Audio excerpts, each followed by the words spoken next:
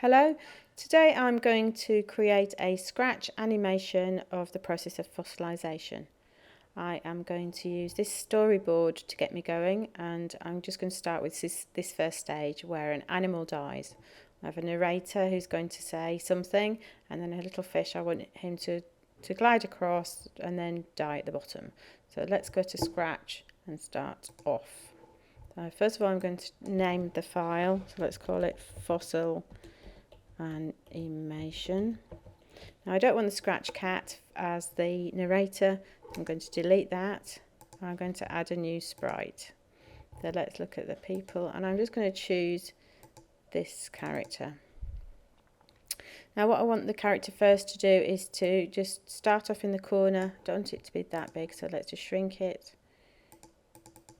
And I want it to say something. So let's use an event. So when the green flag is clicked, then I want her to move down to the bottom. So let's use a move command or a go to. That's a good idea. And let's just check to see if that works. If I move her over there, and yeah, so she moves down to the bottom right hand corner. And then I want her to say something. So let's have her say, so you want to find out about fossils.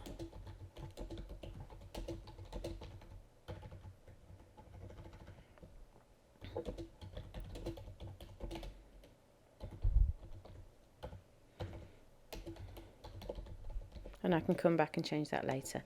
Let's have her saying something for say 5 seconds. And rather than her being called girl, I'm going to change the information about her to be the narrator. She could of course be a paleontologist. So let's check that. If I move it there just to make sure it works. Excellent. Now I want a fish to glide across and then die at the bottom. So let's add another sprite. Let's look at the animals.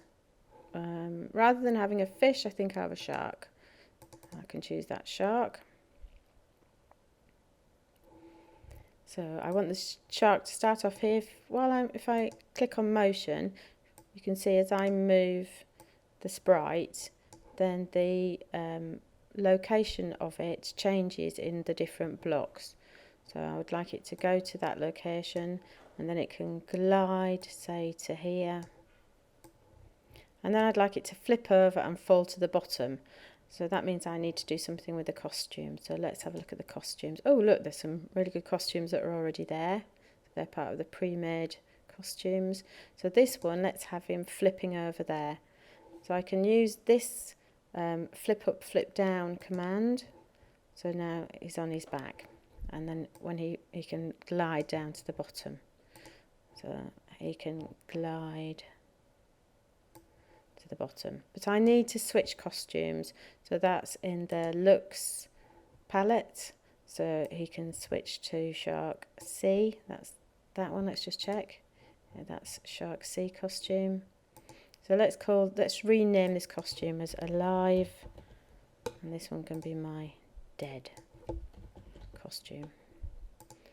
So he can change to Shark D costume as he glides to the bottom. And then let's have him that one, and let's have him start off with A, then he can glide, then he can switch to dead and drop to the floor. So I want him to do that when the green flag is clicked. So let's test that. Yeah, quite like that. But I'd like that just to appear after she's finished. I want it to be a sequence of events. So I want the shark just to appear after the narrator is finished. So that means that it's got to wait. Now I think it's under control. Here we are. So there's the wait command. So I want the shark to wait for 5 seconds because that's how long I've got the narrator speaking.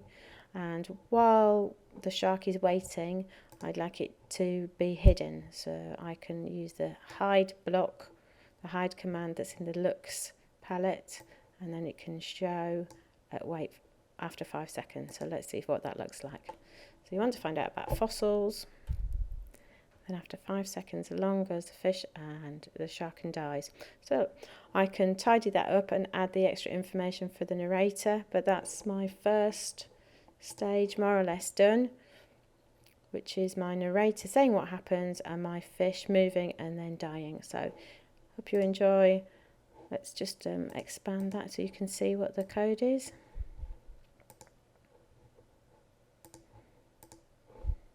So then you can see it's just a simple go to and say, and for the shark it's a hide, wait 5 seconds, and then some switching of costumes and some gliding.